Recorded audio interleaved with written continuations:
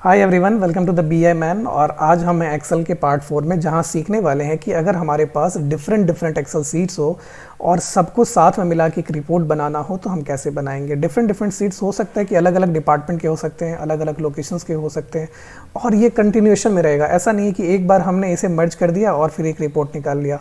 अगली बार अगले महीने एक नया फाइल हमारे पास आने वाला है, हम फिर क्या करेंगे देखते हैं। बहुत सारे सिनेरियो केस को लेते हैं, बिजनेस केस समझते हैं, फिर इसको हम इम्प्लीमेंट करने वाले हैं। ट्रस्ट मी, जब आप काम कर रहे होंगे रियल इंडस्ट्री में तो आप एक बार शायद मुझे याद करेंगे कि ये वीडियो मैंने देखा था और आज मैं काम कर रहा हूँ या कर रही हूँ। ठीक है, हो सकता है आप लोगों में से कुछ लोग ऑलरेडी काम कर रहे होंगे, जो पहली बार देखेंगे वो तो डेफिनेटली आप खुश होने वाले हैं इस वीडियो को देख के। तो चलिए हम सीखते हैं सीधा क्या करने वाले हैं। पहले मेरे क्या है यूज़ केस वो समझते हैं। मान लीजिए कि आप किसी मैन्युफैक्चरिंग प्लांट के लिए काम कर रहे हैं एज एन एनालिस्ट। ठीक है, तो हो सकता है मैन्युफैक्चरिंग प्लांट के 4-5 लोकेशंस हो सकते हैं। तो मैं एक अज्यूम करता हूँ कि 1 B C D E F ये 4-5 प्लांट है।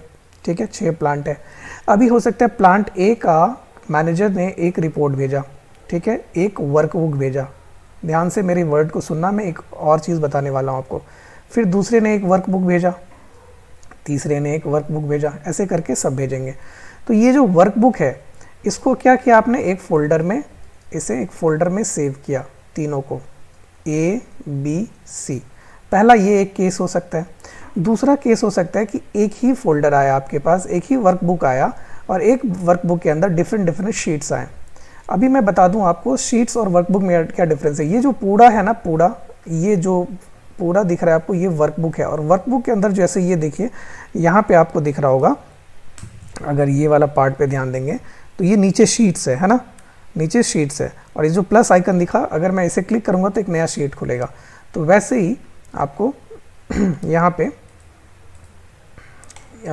एक सेकेंड जस्ट, हाँ, वैसे ही यहाँ पे आपको एक वर्कबुक के अंदर अलग अलग शीट्स दिखेंगे। ठीक है, और ये इंटायरली ओवरऑल अपने आप में एक वर्कबुक है। तो पहले केस में आपके पास तो अलग अलग वर्कबुक ही आ रहे हैं और ये वर्कबुक आप सेव कर रहे हैं एक फोल्डर में। दूसरे केस में वर्कबुक एक ही है, इसके अंदर अलग अलग शीट्स हैं। ठीक है, तो ये दोनों केस में आपके पास आता है और दोनों को ही आप एक फोल्डर में रखते हो। इसमें क्या होता है, अगले महीने या कोई अगला प्लांट ई वाला फिर से आके इसमें जुड़ जाएगा एक नए शीट में, फिर एफ वाला आके नए इस प्लांट में आके जुड़ जाएगा। इस वाले में क्या होगा, एक नए प्लांट का वर्कबुक ही आके जुड़ जाएगा। ठीक है, तो दोनों केस को ही हम समझते हैं, प्रैक्टिकली देखते हैं कि दोनों केस में क्या होगा और कैसे हम काम करने वाले हैं। कि अगली बार अगर हमारे पास कोई नया डेटा आए या कोई नए मंथ का या नए कोई प्लांट का, तो ऑटोमेटिकली हमारा एक रिपोर्ट बना रहेगा। ठीक है, ये रिपोर्ट एक बना रहेगा और उसी रिपोर्ट में ऑटोमेटिकली एक हम रिफ़्रेश करेंगे और क्या होगा, हमारा रिपोर्ट तैयार रहेगा। तो कैसे करने वाले हैं, चलिए हम पहले आपको डेटा दिखाते हैं फिर करते हैं। देखिए, ये हमने एक फ़ोल्डर रखा हुआ है, इसमें एक वर्कबुक रखा हुआ है और इस वर्कबुक के अंदर 3 शीट्स हैं जो मैंने बताया आपको। देखिए, कोलकाता प्लांट, पुणे प्लांट और वाइजैग प्लांट, इसके कुछ प्रोडक्शंस के डेटा हैं। ठीक है, इसको मिलाकर ही आप एक नया रिपोर्ट बनाने वाले। हो सकता है अगले बार कोई और प्लांट, कोई और जगह का एक लोकेशन का नए शीट में आके आ जाए। ठीक है, पहला ये कंडीशन हुआ। दूसरा कंडीशन क्या हो सकता है कि दूसरा कंडीशन, एक और फोल्डर बनाया आपने, इस फोल्डर में अलग अलग वर्कबुक ही है, इस वर्कबुक के अंदर शीट नहीं है। आप देखोगे कोलकाता प्लांट में सिर्फ कोलकाता है। ठीक है, आप देखोगे यहाँ पे पुणे प्लांट में सिर्फ पुणे है। ठीक है, इसी तरीके से। तो इस केस में भी क्या होगा, हो सकता है कि आपके पास एक नए प्लांट का डेटा आएगा, तो जस्ट आपको क्या करना है, इस फोल्डर में आके रख देना है। और इस केस में क्या करना है, जस्ट इसमें जाके एक नई शीट में डाल देना है। ठीक है, अब देखते हैं कि हम कैसे काम करने वाले हैं और कैसे डायनामिक चेंज होने वाला है, ये भी देखने वाले हैं। अगली बार से बस कुछ नहीं करना है आपको। देखिए, इसके बहुत सारे तरीके हो सकते हैं, लेकिन जो मैं तरीका बताने वाला हूँ, मेरे अकॉर्डिंग ये सबसे एफिशिएंट है और सबसे बेहतरीन है। और भी कुछ तरीके हो सकते हैं। तो सबसे पहले क्या काम कर रहे हैं, हम डेमो 1 के साथ काम कर रहे हैं, जिसके अंदर एक वर्कबुक है, उनके अंदर 3 शीट है, याद रखना है। तो हमने क्या किया, इसके ऊपर डबल क्लिक किया और ये जो ऊपर आपको दिख रहा है, क्या दिख रहा है ऊपर, ये जो ऊपर वाला पार्ट दिख रहा है, इसे हम डबल क्लिक करके इसका पाथ कॉपी कर लेते हैं। ऐसे पूरा सेलेक्ट कर लेंगे और Ctrl+C, ये हमने पाथ कर लिया। ठीक है, अब सिंपली हम आ जाते हैं यहाँ पे। पहले हम इसे क्लोज करते हैं और इसे भी क्लोज कर देते हैं। ठीक है, अभी हम यहाँ से जाएंगे और एक नया एक्सेल वर्कबुक खोलेंगे। सिंपली एक हमने नया एक्सेल वर्कबुक खोला और यहाँ पर आए। अभी क्या करना है, आपको जाना है यहाँ पे जाना है डेटा टैब में। कहाँ पे जाना है? डेटा टैब में। जैसे आप डेटा टैब में जाएंगे तो यहाँ पे आएगा आपके पास गेट डेटा वाला ऑप्शंस। ठीक है, इस गेट डेटा ऑप्शंस में जाएंगे, फ्रॉम फाइल से जाएंगे, नीचे फ्रॉम फोल्डर वाला ऑप्शन है। ये जो फ्रॉम फोल्डर वाला ऑप्शन है, ये वाला, इसके ऊपर आपको क्लिक करना है। तो फिर से मैं जाता हूँ फ्रॉम फाइल और फ्रॉम फोल्डर। अभी ध्यान से देखना है आपको, फ्रॉम फोल्डर में आ गए और ये जो फोल्डर का नेम है, यहाँ पे जो कॉपी किया था हमने पाथ, उसे हम जस्ट पेस्ट करेंगे और करेंगे ओपन। ठीक है, ये हमने कर लिया ओपन। अब देखेंगे आप कि यहाँ पे एक विंडो आया। ठीक है, और इस विंडो पे सिंपली आपको ट्रांसफॉर्म करना है। ट्रांसफॉर्म टैब पे आपने प्रेस किया।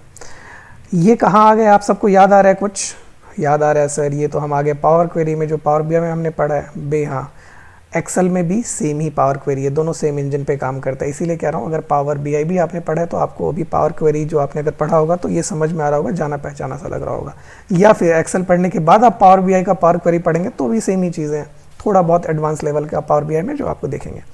ठीक है, यहाँ पे आ गए। यहाँ पे क्या क्या बता रहा है? सिंपली ये बाइनरी फॉर्मेट में है और ये सारी चीज़ें इन्फॉर्मेशन है उस फाइल के बारे में। जो नेम दे रखा है मैन्युफैक्चरिंग प्रोडक्शंस, उसका एक्सटेंशन है XLX, मीन्स एक्सेल, और किस डेट में बना है एंड ऑल।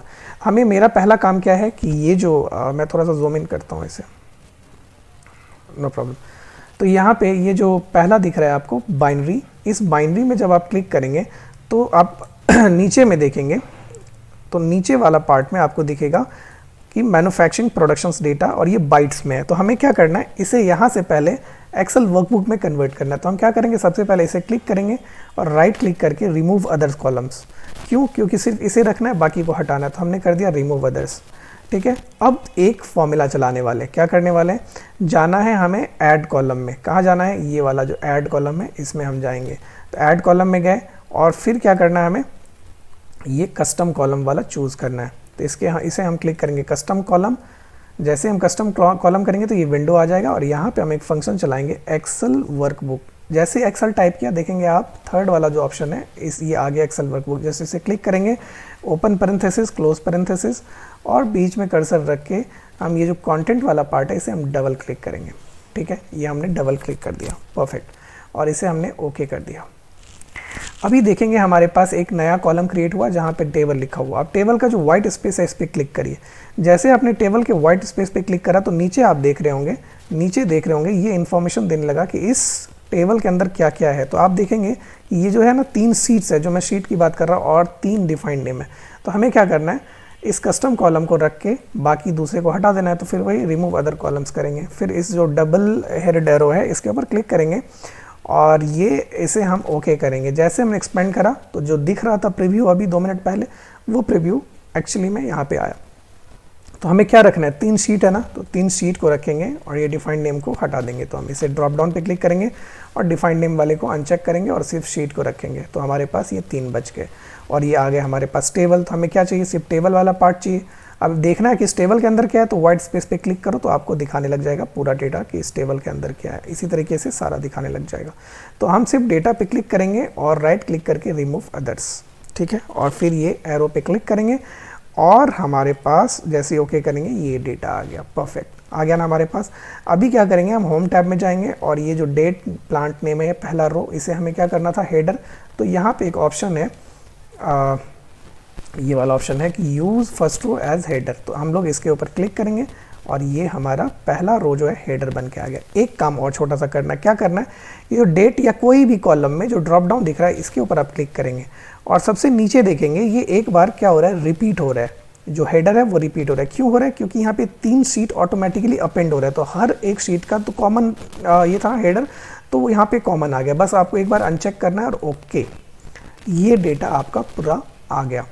ठीक है, अपेंड होके आ गया। देखेंगे यहाँ पे प्लांट नेम में, तो यहाँ पे ये कोलकाता, वाइजैग और पुणे होके आ गया। ठीक है, हो गया सर, बिल्कुल हो गया। अभी क्या करना है, यहाँ पे जो आपको लेफ्ट में दिख रहा है क्लोज एंड लोड टू, इसके ऊपर हम क्या करेंगे, क्लिक करेंगे और क्लोज लोड टू। जैसे ही आप क्लोज लोड टू करेंगे तो ये आपके पास सारा का सारा अपेंडेड डेटा आके एक शीट में कन्वर्ट हो गया, जिसका नाम है डेमो 01। बहुत ही अच्छा। आप यहाँ देखेंगे राइट साइड में देखेंगे 150 रोज लिखा हुआ है ना, क्योंकि 3 शीट थी हमारी और 3 शीट्स में 50-50 रोज थे, तो 150 हो गए। अब हमने जो जैसे बताया था कि क्या होगा अगर एक बार नया शीट आएगा कोई दूसरे प्लांट का, तो क्या ये ऑटोमेटिकली काम करेगा। तो आइए एक बार ट्राई करते हैं। तो ये हमारे पास ओरिजिनल मैन्युफैक्चरिंग का था, ठीक है। ये मैन्युफैक्चरिंग डेटा पे क्लिक करते हैं और क्या करते हैं, इसे ही एक कॉपी करते हैं, मूव कॉपी। हमने ये कॉपी पिक किया और मूव एंड में, और इसे हम मानते हैं सपोज़ कि ये बिहार का प्लांट है। क्या प्लांट है हमारे पास, बिहार का। मैं लिखता हूँ और यहाँ पे बिहार प्लांट रखा, ठीक है। और ये क्या किया, वाइजैग की जगह मैंने ये बिहार क्लिक किया। जस्ट आपको इन्फॉर्मेशन, मतलब आप समझ पाएँ कि ये चीज़ वहाँ पे अपेंड हुआ या नहीं, और इसे मैंने पेस्ट कर दिया, ठीक है। और इसे हम क्लोज़ करते हैं। अब क्या करना है, ये ऑलरेडी आपने किया, इस पर राइट क्लिक करेंगे कहीं भी, और इसे आप जैसे ही राइट क्लिक करेंगे तो ये रिफ़्रेश बटन आएगा, रिफ़्रेश पे क्लिक करिए। और जैसे रिफ़्रेश क्लिक करा आपने, तो पहले तो यहाँ देखिए आप, ये 150 था ना, ये 200 हो गया। और आप इस प्लांट नेम के ऊपर ड्रॉप डाउन पे जाइए, तो यहाँ पे देखेंगे बिहार कोलकाता पुणे। Wow, beautiful. कितना था ना, 1-2 स्टेप आपने किया। अब क्या करेंगे, हर बार एक नया शीट आएगा आपके वर्कबुक में, यहाँ पे आके सिंपली आपको क्या करना है, रिफ्रेश करना है। जो भी डेटा आप आएगा यहाँ पे आपके पास आता जाएगा। और अगर आप वहाँ सपोज डिलीट भी करते हैं तो यहाँ भी एक आपका डिलीट होता रहेगा, है ना।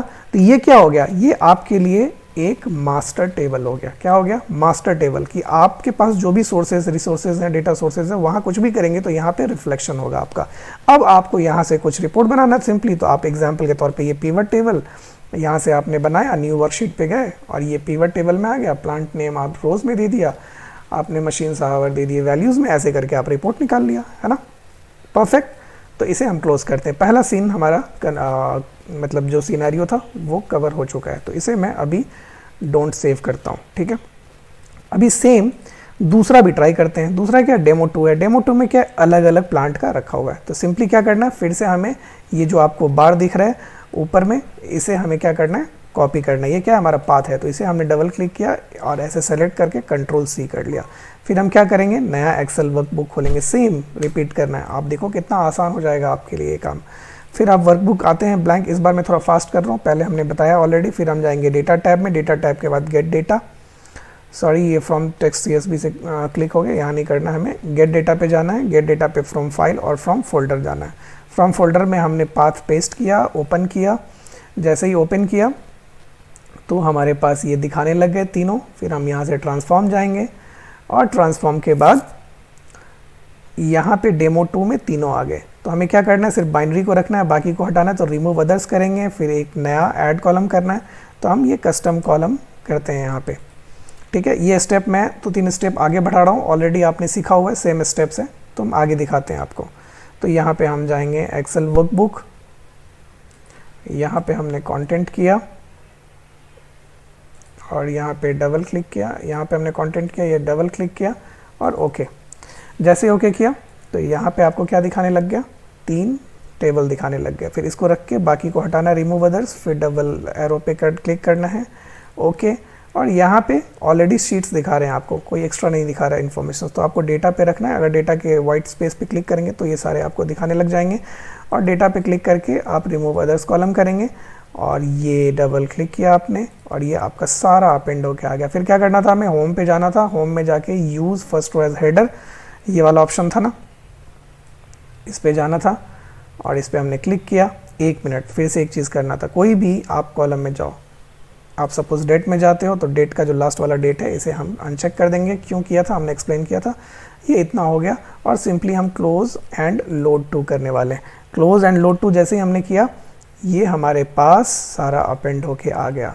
इस बार क्या है, कोलकाता, कोलकाता, वाइजैग एंड पुणे। और यहाँ पे कितने रोज़ हैं, ये है 150, ठीक है। अभी फिर से हम क्या करेंगे, उस फाइल में जाके एक नया फाइल क्रिएट करेंगे। तो यह हमने कॉपी किया, इसे पेस्ट किया और इस बार हम फिर से करेंगे क्या, सॉरी, अच्छा ठीक है, खुल गया। तो इसे हम करेंगे बिहार, ठीक है। इसे हमने कॉपी किया और ये यहाँ से यहाँ तक जाके पेस्ट किया इसे, और इसे करते हैं सेव। और फिर से क्या करेंगे, इसका नाम भी तो चेंज करेंगे। क्या करना है, बिहार, बिहार प्लांट, ठीक है, ओके, कोई प्रॉब्लम नहीं। फिर हम आ गए अपने आउटपुट पे। अभी क्या करना है, राइट क्लिक करना और ये रिफ्रेश करना। तो जैसे ही आपने रिफ्रेश किया तो आप ध्यान देंगे कि ये जो राइट साइड में डेमो वाला है, ये देखेंगे 200 रोज़ आ चुका है और अगर आप इसे प्लांट नेम पे क्लिक करेंगे तो बिहार भी अपेंड हो चुका है। तो आई होप कि आपको पूरा क्लियर समझ में आया कि हम अगर मल्टीपल फाइल के साथ काम करेंगे तो कैसे आप एक साथ कंबाइन करेंगे। एक क्वेश्चन आप सबके दिमाग में आ सकता है क्या कि सर व्हाट इफ़ अगर हमारे पास ये हेडर का नेम थोड़ा चेंज होगा। हाँ, ये चीज़ एक आपको ध्यान रखना है कि जब आप बहुत सारे फाइल को मर्ज कर रहे होंगे साथ में तो सबका अपेंड कर रहे होंगे तो सबका हेडर सेम होना चाहिए। इन केस अगर एक्स्ट्रा हेडर या कोई नाम अगर चेंज होता है तो क्या होगा, एग्जाम्पल के तौर पे मैं आपको दिखाऊं यहाँ पे, अगर यहाँ पे ये जो प्लांट नेम है ना, अगर दूसरे फाइल में प्लांट नेम की वजह से प्लांट रहेगा तो क्या होगा, जहाँ जहाँ प्लांट नेम में डेटा रहेगा वो तो रहेगा, एक एक्स्ट्रा प्लांट का कॉलम क्रिएट हो जाएगा यहाँ पे ऐसा, ठीक है, ये ऐसा प्लांट का क्रिएट हो जाएगा। तो यहाँ तक जो डेटा है आपका प्लांट नेम का ये तो दिखाएगा इस वाले में, और इस प्लांट वाले में क्या दिखाएगा, नल नल नल नल नल नल, और इस प्लांट का डेटा जहाँ से रहेगा वहाँ से स्टार्ट होगा, सपोज ए बी सी, तो इस तरीके से होगा।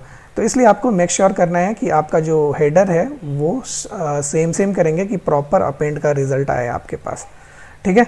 तो आई होप कि ये चीज़ क्लियर है और आप अच्छे से समझ पाएँ। इसे बार बार प्रैक्टिस कीजिए, बार बार प्रैक्टिस कीजिए कि आप सीख पाएँ और चीज़ों को याद रख पाएँ और सही टाइम पे इम्प्लीमेंट कर पाएँ। तो अगर आपके मन में कुछ क्वेश्चन है इससे रिलेटेड तो आप कमेंट में ज़रूर बताइएगा, कैसा लगा वो भी बताइएगा। फीडबैक आपका बहुत ज़रूरी होता है कि मैं समझ पाता हूँ कि आगे क्या इम्प्रूव करना है मुझे और क्या आपके लिए लेकर आना है। तो ये डेफिनेटली आप काम करने वाले हैं इस चीज़ को लेके। तो चलिए तब तक फिर आप पढ़िए, सीखिए, फिर हम एक नए वीडियो के साथ आएंगे जल्दी ही। Thank you so much. तब तक कीप लर्निंग, कीप स्माइलिंग।